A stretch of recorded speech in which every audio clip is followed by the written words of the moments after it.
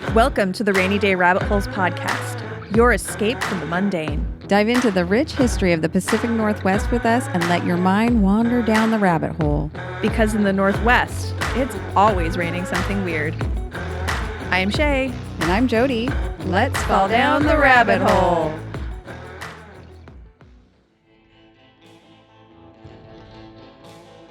So what does it take to build a city?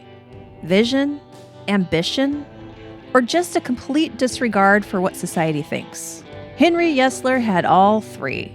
Known as one of Seattle's founding fathers, Yesler brought industry to the muddy frontier and scandal to polite society. From shady business deals to free love philosophies, secret children to cousin brides, Yesler's life was anything but boring. He built the city's first sawmill, its first sewer system, and one of its juiciest reputations. This is the story of the man who made Seattle and made everyone talk while doing it. Welcome, listeners. Today, I have a very special guest with me.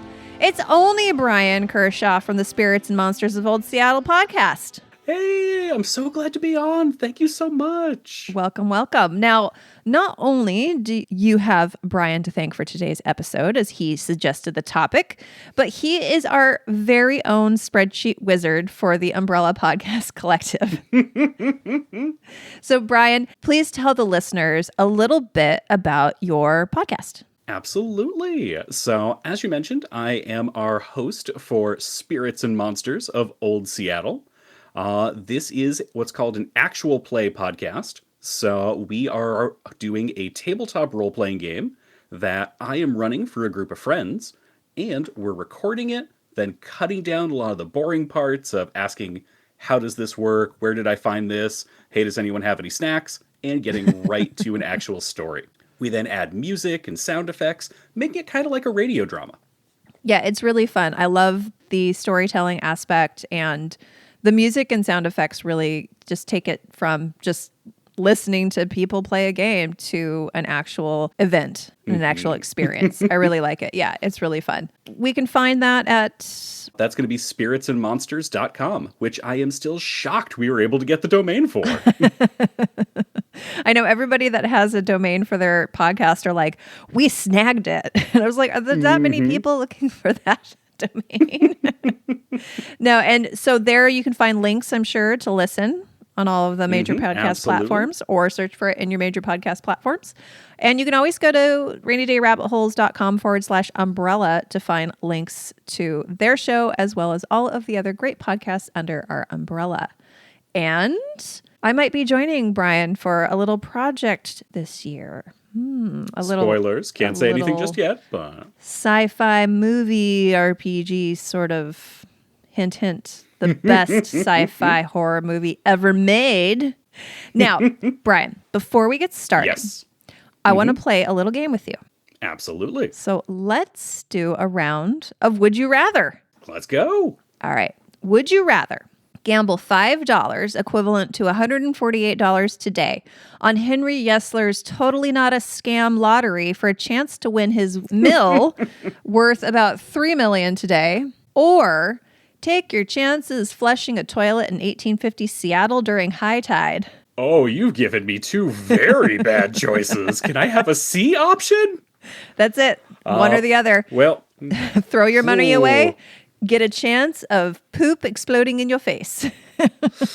yeah, I think between the two of those, I'll bet on the sawmill. Even though it wasn't real. Sawmill was real. Lottery not. Okay. All right. Final answer. You're going to throw your money down the toilet. Well, better throw it down the toilet than have the toilet throw anything back. True. So, would you rather bathe once a month in a cold wooden tub shared with the whole household, or wear a corset so tight you might faint halfway through the day? Ooh. For the sake of my ribs, I think I'm going to have to pick the bathing option. Okay. You might be the last person to use that bath, too. Or maybe the first. I might luck out. It's a lottery. You never know. Well, I think we've established that Seattle was probably not the most fun place to be in the mid-1800s. So the story of Seattle is complex, peppered with colorful characters, tragedy, bad decisions, and scandal. One of the first bad decisions was made by the Denny Party, the founders of Seattle as we know it. That decision was trying to build a camp on what is known today as Alki Beach, originally named New York, in West Seattle of November 1851. As all Pacific Northwest residents know, PNW weather in November is not ideal for outdoor projects. Arthur Denny's younger brother David, along with John Lowe and Lee Terry, selected the area known as Alki for their claim in September, probably lured in by the deceitful Washington second summer. See, here's how the actual seasons of Washington go. Winter, fall, spring, paralyzing quarter inch of snow, second winter, spring of deception, third winter, the brightening wet, mud, molding wet, flowering wet, January, oppressive sun, smoke, false fall, second summer, real fall, and then the dark wet. Does that sound about right? Absolutely the case. So we are in the dark wet right now, currently. Lee Terry, who apparently found every excuse not to actually work, took off to borrow a froe, which is a tool for making roof shingles. While he was gone, Arthur started building cabins, but promptly cut himself with an axe, came down with a fever, then skunks got into his food stores, leaving him with almost nothing to eat. When the rest of the Denny Party arrived in the pouring rain, they reportedly wept at the sight of the roofless cabins. The other thing that made Alki a bad decision as a settlement was the wind. An attempt was made to build a pier for boats to dock, but the first storm wiped it out. So Arthur Denny, Carson Boren, and William Bell decided that the eastern shore of Elliott Bay offered a safer harbor. So in 1852, along with the Bells, the Lowes, and the Terrys, they set up the new village of Dewamps. What a sexy name. Can't go wrong. I mean, imagine the possibilities. The Dewamps Seahawks, the Dewamps Mariners, your Dewamps Kraken. They really missed out. It's true. Fortunately, David Doc Maynard soon showed up on the scene and convinced his neighbors to rename the settlement in honor of his buddy, Chief Seattle. So thank you, Doc. Seattle in the mid-1800s was a far cry from the city we know today. Arthur Denny chose it as a settlement site not because it was perfect, but because it was less terrible than everywhere else. 8 measly acres of dry land surrounded by 1,500 acres of mudflats, towering cliffs, 200 feet high and dripping with natural springs, turned the ground below into a soggy mess. The rest of the area? Swamps, driftwood, and trees so massive their bases measured 10 feet across. Forget gentle slopes from the waterfront. This was all marsh, muck, and misery. Mm-hmm. What it did have, though, was a deep harbor and a treasure trove of old-growth timber. Enter from stage left, Henry Yesler, the man with a plan. Henry Yesler was born in December, sometime between 1810 and 1813. You heard me right. December, like we're not sure which December. Apparently, there was some question about the date and legitimacy of his birth. Allegations were made that his mother, Kathleen Stotler, and Henry Yesler Sr. were not married at the time, which was high scandal. Their recorded marriage date was December 26, 1810. So if Henry was born prior to that, he was illegitimate. However, federal census records provided ages that would place his birth in 1812 or 1813. And his parents were only briefly married before divorcing and marrying others. So he already came from a pretty unconventional start. Yesler was born in Maryland and apprenticed as a house carpenter around age 17. Again, around, because we don't know. Working in that trade until 1832. He packed up his tools and left Maryland, traveling to Ohio, then New Orleans, then New York City, working along the way. He returned to Massillon, Ohio in 1837, where he met Sarah Berger. They married in 1839, and their first child, a daughter, was born in 1844 but died within a year. Their second child, Henry George, was born in 1845. Yesler ran a couple of successful water-powered sawmills in Ohio, but soon the call of gold out west was more temptation than Henry could resist. Leaving Sarah and George behind, he headed for California, only to discover that the gold had run dry. After floating around California for a few years, he met a sea captain who told him Elliott Bay and the brand new city of Dewamps / Seattle would be an ideal location for a sawmill. So Yesler packed his bags, traveled from Portland to Olympia, and paddled up Puget Sound by canoe, arriving in October 1852. After a brief stop in Alki, he set his sights on Seattle.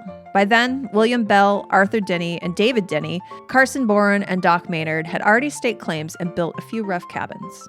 Yesler convinced Denny and Maynard to give him one of the only pieces of level land at the water's edge for his steam-powered sawmill.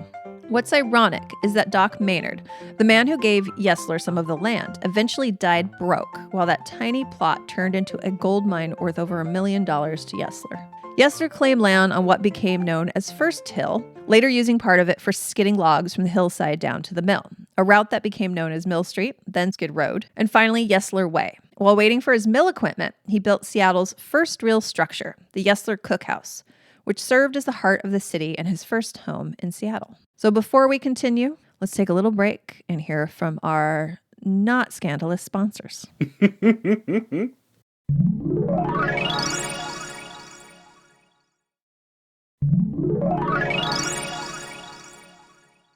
Welcome back. And did you know by that joining our Patreon for as little as $5 a month, you can unlock ad-free episodes, bonus content, and other perks? And who knows, maybe it'll inspire you to also become a titan of industry, or at least a titan of trivia. Results not guaranteed, but we promise your $5 will be spent more responsibly than on Henry Yesler's lottery. So, the Yesler Cookhouse. This was the most famous building in early Seattle history. It served at different times as town hall, courthouse, jail, military headquarters, storehouse, hotel, and church. But let's be real. Yesler didn't build it for civic reasons. He built it to make money. In his memoirs, he pointed out that hunger would drive men to the cookhouse, and food could be served fast enough to get them to work on time. All must be prompt at the mill, he wrote, and at the tap of the bell. This is why everyone was required to eat at the cookhouse. It wasn't about hospitality. It was about efficiency. When Yesler returned from San Francisco with his mill equipment, they had to unload it the hard way by floating everything ashore. The boiler was unceremoniously dumped into the water and hauled to land, while the engine was loaded onto a raft. After that, Seattle's fortunes began to change. By March 1853, Henry Yesler's mill was up and running, and Seattle went from a sleepy mudflat outpost to a bona fide lumber town. Before the mill, loading a ship with about $1,000 worth of timber took 3 to 4 weeks. What was $1,000 worth in 1853? $1,000 in 1853 is about the equivalent of $40,973.12. Okay. So before the mill, loading a ship with about $1,000 worth of timber, or $40,000, give or take, took 3 to 4 weeks. With Yesler's steam-powered setup, the same amount of wood was ready to go 3 times a week. So from 3 to 4 weeks for $1,000 to $3,000 a week. The mill supercharged the local economy, increasing the value of timber in Seattle by a jaw-dropping 900%. Who says sawdust isn't sexy? Now, were we using a lot of that timber here, or was it all just being shipped out of town? Most of it was being shipped to San Francisco. So San Francisco was the biggest client of Seattle timber. So for piers and docks and all that kind of stuff. Yeah. And then it all burnt down, so. I don't know, all these original towns burnt down multiple times. Yeah, also true. That's what happens when you build everything with wood. So Yesler's mill didn't just change the economy. It literally reshaped the city. Elliott Bay extended much further inland back then, with most of the ground around the mill consisting of swampy, marshy crud. Surrounding the mill was a low-lying area charmingly known as the Neck, which connected to a small peninsula. At high tide, the peninsula became an island, so it wasn't exactly prime real estate. But Henry wasn't going to let a little thing like geography get in his way. He started filling in the swamp with sawdust, scrap wood, and other crap from the mill. Over time, other businesses caught on and started dumping their junk into the marsh too. Sure, the swamp was gone, but now the city was built on a foundation of rotting wood and questionable decisions. How could that possibly go wrong? You could say Seattle's early urban planning was less masterpiece and more like a patchwork quilt. That road that Henry used to skid logs from First Hill to the mill, it became known as Skid Road. By the 20th century, when the area fell into disrepair, the term Skid Row became slang for any rundown part of town. So yes, the gritty origins of this phrase can be traced directly to Yesler's slippery logs. If I remember right, that story came about because of a newspaper reporter who was asking around town, and he kept mishearing the local lumberjacks talk about the road. Interesting. They kept calling it Skid Road, and he was like, "What, Skid Row?" Oh. And just kept hearing that over and over again, so that's what he printed. Amazing. I did not know that. That is a good one. I love that. I mean, you said come for trivia, so Yes. I'm bringing my best. I thank you. I appreciate that. I just thought maybe it was just, the band. It was just metal. So speaking of things that stink, let's talk about Seattle's streets. Yesler generously donated sawdust to fill potholes in the dirt roads, which sounds helpful until you remember that sawdust mixed with marsh mud creates a goopy, sticky quagmire. So horses would sometimes sink up to their necks in the muck, leaving onlookers with a vivid, if unpleasant, spectacle. Well, I mean, that would only happen if it's raining, right? And it never rains here. What do we need to go over the seasons again, Brian? Oh, right. There was 14 of them, and at least... Road to oatmeal season. Yes, exactly. So, and then there was the city's first sewage system. Picture a V-shaped trough above the ground, open to the elements, leaking into the streets, and worst of all, dumping directly into Elliott Bay. The bay already stank of rotting fish and seaweed, so adding human waste to the mix really elevated the ambience. Eventually, the city upgraded to an underground system using hollowed-out logs, but this improvement came with a warning. Never flush at high tide unless you wanted a geyser of sewage shooting out of your toilet. Ugh. That's why I took the lottery. I mean, there's no wonder that early Seattleites spent so much time outdoors. Indoor plumbing came with problems. As competing mills along the waterfront began producing superior lumber with more modern equipment, Yesler's profits began to take a hit. But don't feel too bad for him. By then, he was already a millionaire, thanks to his shrewd real estate dealings. Of course, shrewd might be putting it kindly. Henry had a reputation for not paying his bills, and his name was a regular feature in the court dockets, either as plaintiff or defendant. He was infamous for dragging his feet on payments until creditors showed up with wagons to cart off his belongings. Then and only then would he grudgingly settle his debts. He had boxes and boxes of files at the early Seattle courthouse of just the lawsuits that he was involved in. Either him suing other people or other people suing him, trying to get their money back from him. Now, was he trained as a lawyer at all? Or was he hiring people? Or just he was very litigious and kind of a jerk about it? I didn't see any law training in his background, but he was very litigious. He was a jerk. From all accounts, Henry Yesler was a bastard. People did not like him. A little bit of getting rich was not paying his debts and swindling people. Mm-hmm. Still works today. Well, as long as he doesn't get into politics. Right. Oh gosh. Are you foreshadowing? Never. Listener, I am. And we have promised that we will have 95% less political rants. But we can't get away from it in early Seattle development. Okay. Despite his questionable business ethics, Yesler earned a reputation for treating Native Americans with fairness and respect, at least by the standards of the time.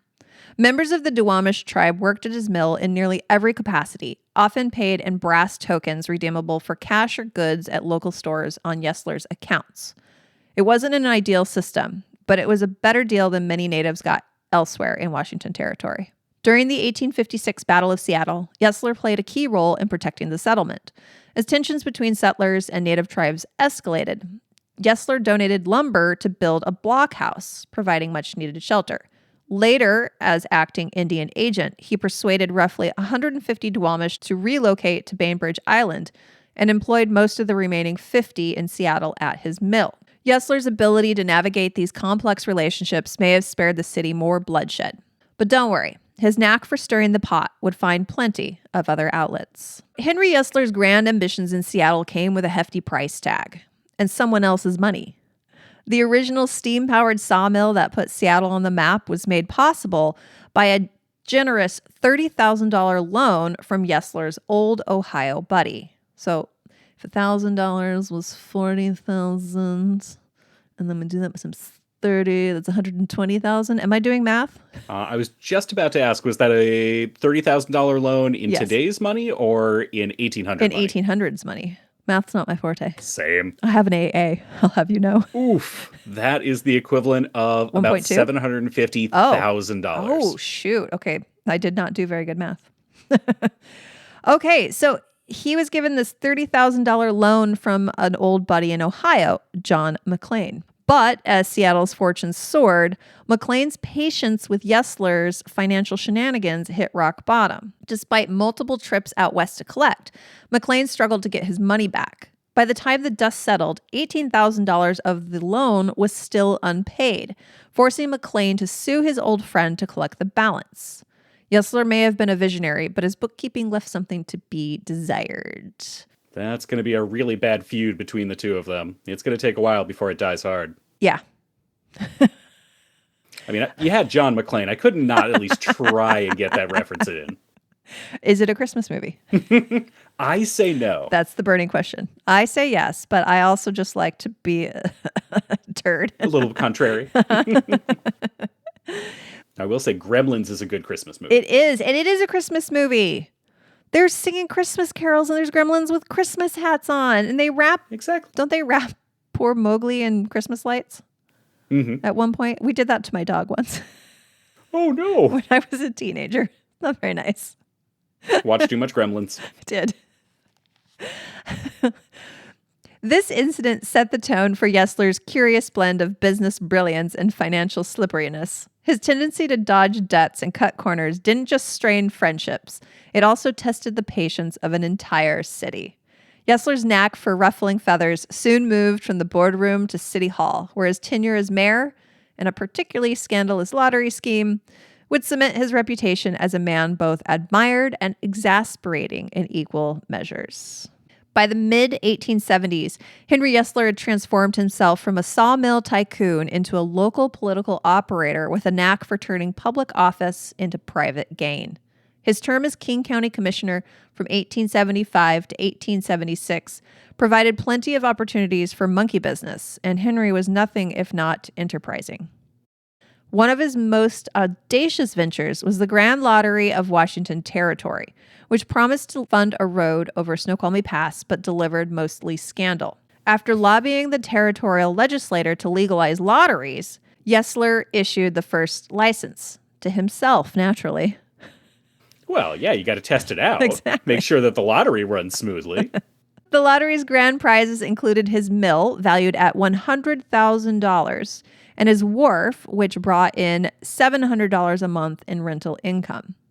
Tickets sold briskly at $5 a piece, about $148 today, accompanied by breathless advertising promising that this was the fairest lottery ever devised. That's what I figured it sounded like in 1800s. Sounded very breathless. Yes, thank you. Yeah.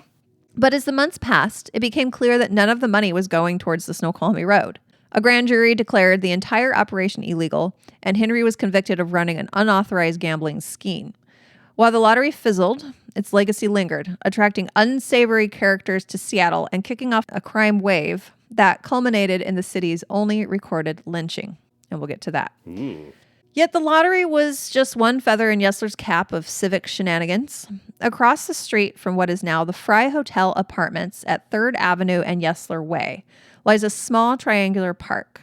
Today, it's a peaceful spot dedicated to Father Prefontaine, Seattle's first Roman Catholic priest, who built his home and chapel there in 1867. But in the 1870s, this little plot of land became the stage for one of Henry's most infamous schemes, besides the lottery. Now, did he get in any actual trouble for the lottery? Like, I'm assuming he didn't serve any jail time. He paid a $25 fine.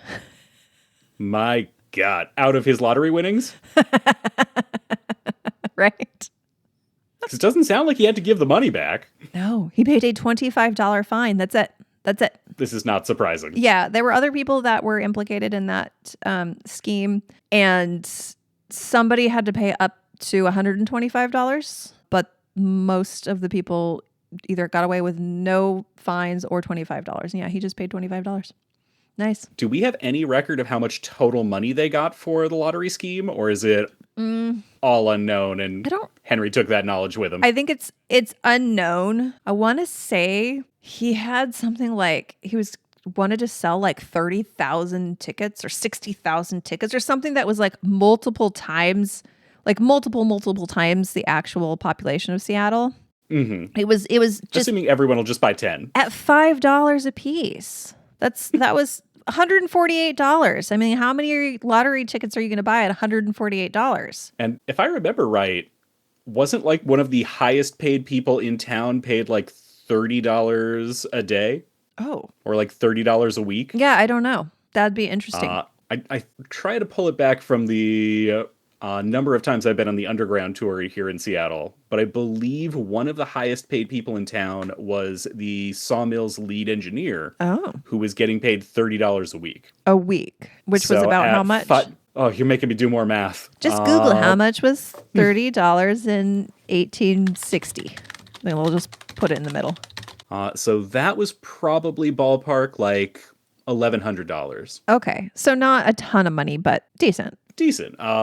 And definitely enough that you were living pretty good in 1800 Seattle. Yeah, exactly. But $5 of your $30 a week on a lottery ticket. Oof. Yeah, but people were buying them. So, because he had good advertising. Okay, so back to this other scheme. One of his many schemes. In 1872, the legislature decided King County needed a new jail and authorized up to $12,000 to be spent on the project. It took them 4 years to painstakingly accumulate the funds. And so by 1876, Henry, the chairman of the King County Board of Commissioners, had a brilliant idea. He sold the county a piece of property he owned at the site of Father Prefontaine's former home. Now, this wasn't just any piece of land. Sure, it was worth about $500, but Henry graciously sold it to the county for $3,500. He then oversaw the construction of a jail that exceeded the budget by $4,000, so cost a total of $16,000 for this jail that was budgeted $12,000, much to the legislature's annoyance. To make matters worse, the grand jury discovered that the county didn't even hold clear title to the property. The jail itself was deemed barely adequate, described as a safe place for keeping prisoners only by first securing them with irons. So when the county stopped paying for the debacle, Henry did what any self-respecting businessman would do. He repossessed the property.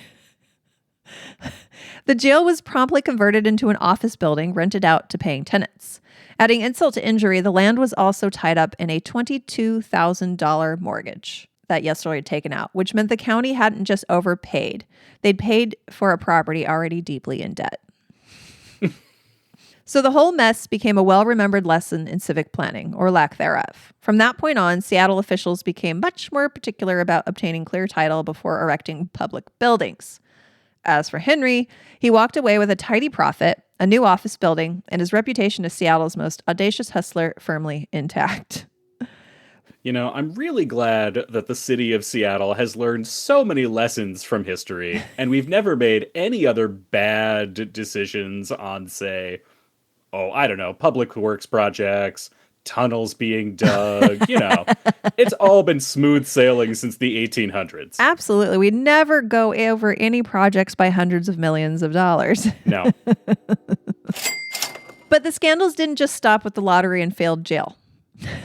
They keep on going. In 1878, as a commissioner, Yesler issued a liquor license to James Osborne, a saloon operator. The catch? Osborne had to purchase the saloon property owned by Yesler at a record-breaking $450 per square foot, making it the most expensive plot in Seattle at the time. That is a lot. Yesler's knack for turning public office into personal windfalls set a precedent that would reverberate through Seattle's politics for decades. And we have had a couple other, unscrupulous political leaders in Seattle. Just What? a few. Never. We learned a great lesson from Henry, and we never continued it. No. We definitely didn't do any kind of election for him at any point for any future political office. Never. And we also never hired Hiram Gill multiple times as mayor, who helped build the world's largest brothel. That was my favorite part. The world's largest brothel was in Seattle. I actually haven't heard about that one. Helped by the mayor. Oh, yeah. We did a bonus episode. I'll have to send you the link so you can listen to it. All about Hiram Gill. He was an interesting one. Okay. So by 1882, Seattle's rowdy frontier days were alive and well, and tensions between the lawless elements and citizens had been simmering for years, partly thanks to Yesler's lottery attracting unsavory characters to town. On January 17th, a grocery clerk was murdered during a robbery, and 2 suspects were apprehended the next day, hiding in a haystack. What followed was mob justice at its ugliest, and Yesler's yard became the stage for Seattle's only recorded lynching. A hastily erected gallows, a mere stick of lumber wedged between 2 maple trees, was built in Yesler's yard. Despite a justice of the peace attempting to defer the case to trial, the mob overpowered law enforcement, dragged the suspects to the makeshift gallows, and hanged them on the spot. A third man, already in jail for a separate crime, met the same fate when the mob turned their fury on him as well. If only he had secure jails. Well, they were expensive. You should have taken cover in an office building. Right. All those leftover leg irons. Yesler, ever the eccentric, seemed to relish the grim spectacle. He even kept the lynching apparatus in his yard for 7 years as a macabre souvenir, claiming it was the finest fruit them trees ever bore. I mean, I'm not going to lie. I wouldn't have been surprised if he said, and then he sold tickets. Right? That would have been right up his alley. The hanging earned him national attention, with his figure prominently featured in an illustrated article in Harper's Weekly. The lynchings marked a turning point in Seattle's history, awakening the public to the growing need for law and order. For Yesler, however, it was just another colorful chapter in his already controversial life. Yesler's influence over Seattle was so pervasive and occasionally infuriating that the city's resident took the extraordinary step of trying to dissolve their municipal government twice. The first disincorporation came in 1867, spurred by mounting debts and dissatisfaction with Yesler's unchecked power. It was a bold, dramatic move, and for a while, Seattle operated in a strange limbo before reincorporating in 1869. But Seattle's love-hate relationship with Yesler was far from over. In 1883, frustrations boiled over again, leading to yet another disincorporation. They disincorporated twice to try to get him away from city governance. This time, the city hoped to rebuild itself with a firmer grip on governance and less interference from Yesler's antics. But like a persistent splinter, he was hard to remove. So we didn't really get into his mayoral terms very much because I wanted to get a little bit more into his personal life, because that's what I find extra special. Ah, fair enough. So with his financial dealings now a matter of public scandal and his political tenure peppered with controversy, Yesler's personal life was waiting in the wings to deliver even more drama. If his business dealings tested Seattle's patience, his tangled web of relationships would push it to the limit. And at this point, you might be wondering, didn't Henry leave a wife and young son back in Ohio in the early 1850s? I mean, we kind of forgot about them. Whatever happened? Well, so did Henry. Yeah, right? Whatever happened to them? Wasn't Henry a bit lonely with his family thousands of miles away? Well, fear not. Yesler found plenty of companionship right in Seattle. This, my friends, is where things get spicy. But first, a quick break from our spicy sponsors.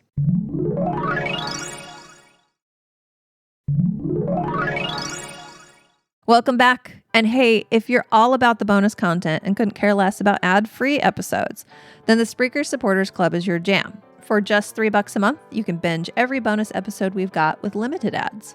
So head on over to our podcast at Spreaker.com to sign up, or rainydayrabbitholes.com/support. Because why spend $3 on stale coffee when you can invest in piping hot Victorian scandals?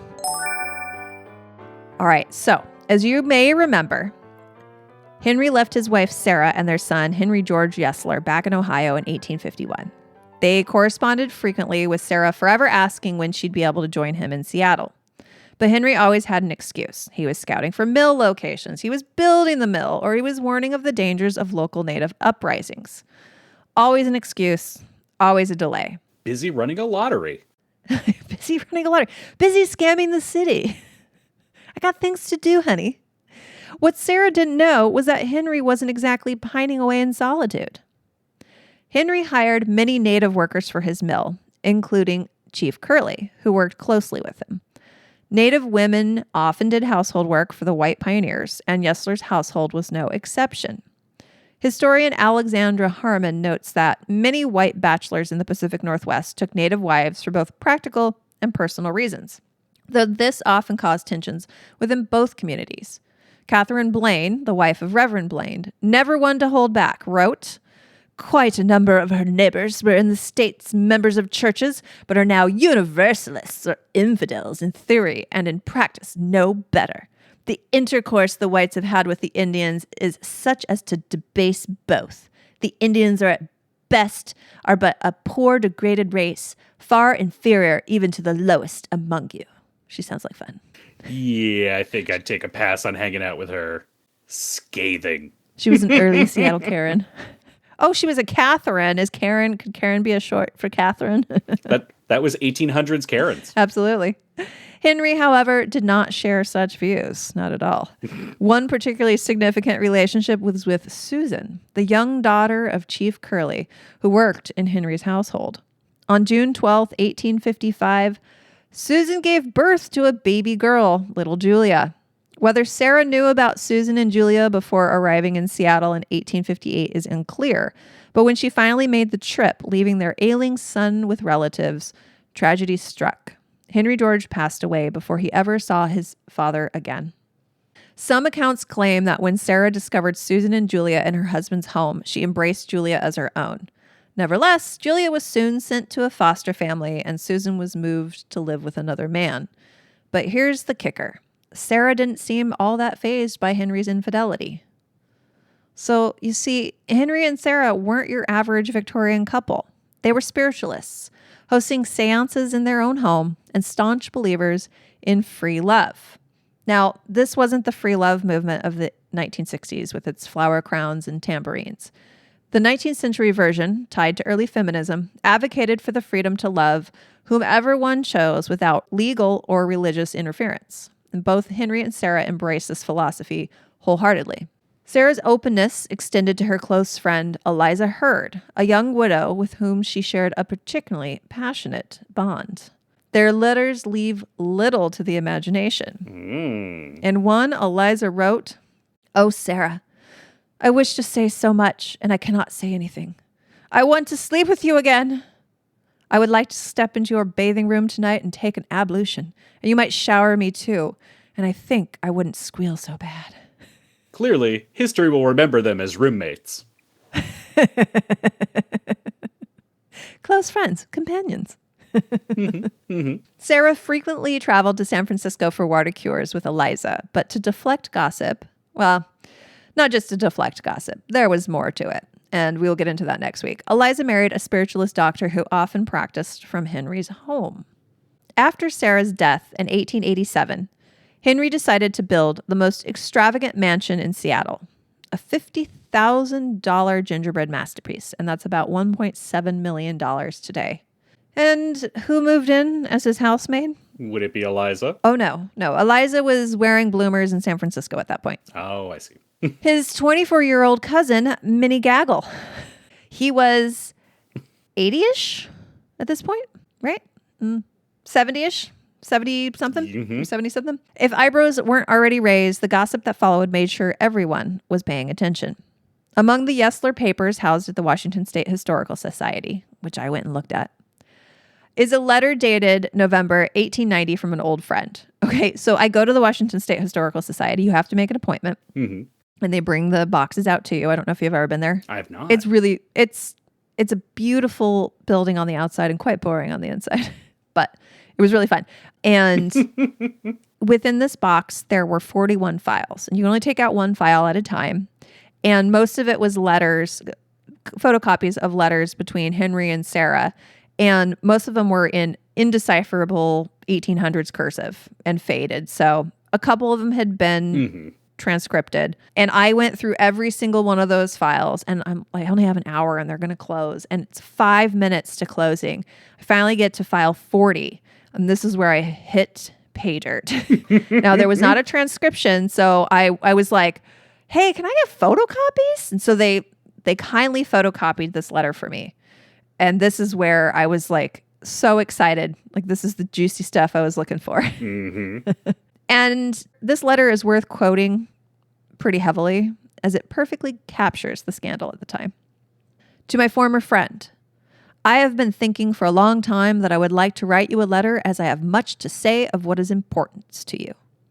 I thought that a few friendly words would not offend you if they were given in a spirit of kindness, and our hearts are too white now with age to get angry over a little piece of advice one may give the other. I felt a great deal of sorrow for you when your dear companion was taken away from you and you were left alone in your old age. But I have felt a greater grief to hear the tongues of scandal pointed towards you in the way they have been for the past 2 years. And that you may know the magnitude of it, I thought I would write you this letter to warn you that unless some quick measures be taken by yourself, you will lose the respect of the community of Seattle.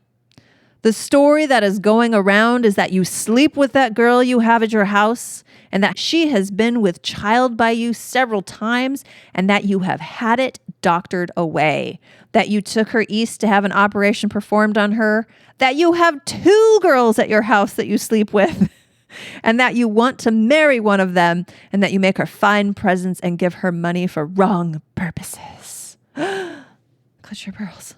All right, Shea, I want to pitch an idea to you. Yes. 1800s Seattle Bridgerton. But Bridgerton has hot people in it. And I don't think Henry Yesler was ever hot, and especially not when he's close to 80. We'll replace him with George Clooney. It'll be fine. Well, also exploding toilets. Like, Bridgerton is beautiful, beautiful clothing. Yeah, slightly more dingy there. Women walking through the city of Seattle were like mud up to the knees because their skirts were dragging in that stuff. Because that was the time of, completely floor length skirts that were heavy. And yeah, just, it's not going to be as sexy. So it's more of a comedy. So Henry married his 24-year-old cousin, Minnie Gaggle, in 1890, setting off a flurry of gossip that spread faster than wildfire. Seattle's social circles were appalled, not just by the eyebrow-raising family connection, but also by the alarming strain Minnie seemed to place on Henry's already crumbling estate. The whispers weren't helped by Minnie's rumored close friendship with a certain quack doctor who conveniently moved into the Yesler mansion shortly after the wedding. 2 years later, on December 16th, 1892, Henry Yesler breathed his last, under circumstances that still raise eyebrows. His final moments were spent in a crowded bedroom surrounded by Minnie, her mother, the quack doctor, whose medical expertise was dubious at best, and a legitimate doctor called in at the 11th hour, likely to avoid too many questions about Henry's sudden demise. Rumors of foul play swirled almost immediately. The most popular theory? Strychnine poisoning, perhaps slipped into one of Henry's meals or medicines. But the official report, stamped by the real doctor, ruled the case of death as natural. Sure, Henry was pushing 80, or maybe 82, or 81, depending on which December you go by. He was born in a year. A December. But for a man with Minnie, her boyfriend, and a mountain of debt lurking his life, the timing felt just a little too convenient. Whether Henry's end came from poison, heartbreak, or just a lifetime of living too large, one thing was clear. His death didn't put a stop to the chaos. Minnie's arrest for destroying his will and rumors of shady dealings in his final days ensured that the scandal didn't die with him. It only grew. When Henry departed this world in 1892 at the age of 80-ish, his legacy was as messy as his finances. As for his reputation, when tunnel builder Hilary Butler was asked about Yesler's passing, his response was brief and biting. No comment. And with that, Henry Yesler left behind sawdust, scandal, and one heck of a story. And thank you again to our guest, Bryon, from the Spirits and Monsters of Old Seattle podcast. Thank you so much. It was great having you on. Of course. Thank you so much for having me on. I am hoping in a upcoming story arc, we'll actually be able to feature Henry Yesler. Oh, there you go. So, something to look forward to. There's a great, crazy picture of him that I will include on our social media. It looks like he stuck his hand into a light socket. He just saw the lottery results come in. He's an amazingly fascinating character. There is a lot more to his story than what I have in here, but I was like, I can't make this a 2-hour story. And it was just really scandal after scandal and him not paying debts, especially in his old age. He seemed to welcome in people that would take advantage of him. He constantly had people living with him that he had no relation to. He would move them in, they would bleed him dry, and then move out. And when he died, his heir, a Mr. Lohman, I can't remember his first name, found that he was mortgaged to the gills. He was in so much debt because he would just give money to anybody that asked. And this, Minnie, his wife, destroyed his will. So his estate was in turmoil and in question and in the courts for years and years and years and years. And the city came in, they wanted stuff that they said that he had willed to the city. That was owed. Yeah, stuff that was owed to the city. So he kind of left a big old mess. Yeah. So while he was instrumental in building the city, he also caused the city a lot of issues during his time. And mayor at the time was only like a year term. So it wasn't a huge thing. So he was mayor, I think, 7 years apart. He was mayor twice. And yeah, they kept trying to get rid of him because he would make terrible decisions for the city that benefited him personally. He had a habit of constantly, as the mayor, suing the city of Seattle for something or other. Oh, yes, I forgot about that. And the lawsuits would always be on behalf of the individual, right? Henry Yesler, not the mayor. Then as the mayor, he would find in favor of private citizen Henry Yesler, and then basically take half the town's treasury. Yes, and I believe that led to legislation that would not allow people that were serving in public office to bring lawsuits against the city as private citizens. Yeah. He was just showing us all the loopholes that you could use, and then immediately exploiting them. Exactly. Here's what you need to do to close these loopholes and make things better after I exploit them. Thank you very much. It's the cast of characters in the founding of Seattle are very interesting, from Arthur Denny to Doc Maynard. And Henry Yesler, though, was definitely, I think, the most slippery of all of those. Certainly roguish. Yes, absolutely. But his personal life I found very interesting. And the woman that Sarah corresponded with a lot, she has a bit of a story of her own. And she was very heavily involved in the early women's suffrage movement.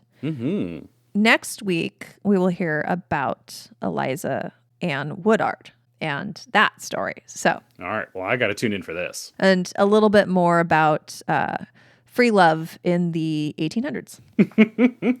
So, I can't wait for that episode. Well, thank you. Thank you so much for joining me. I really appreciate it. Jody's of course been traveling a bit, so having in some guests, and I really appreciate it. And so everyone, make sure to go and listen to Spirits and Monsters of Old Seattle. Again, you can check them out at spiritsandmonstersofOldSeattle.com or spiritsandmonsters.com. Just spiritsandmonsters.com. And again, if you forget that link, you can always go to our website, rainydayrabbitholes.com/umbrella, and find them and all of the other great podcasts under our umbrellas. And while you're there, check out our new merch. And I have finally added a payment system so you can actually buy it. I was wondering why nobody had bought any merch the entire time until somebody was like, well, they thought it was a lottery. Right. All right. Well, thank you so much. And we will see you next time. Of course. Have a good one.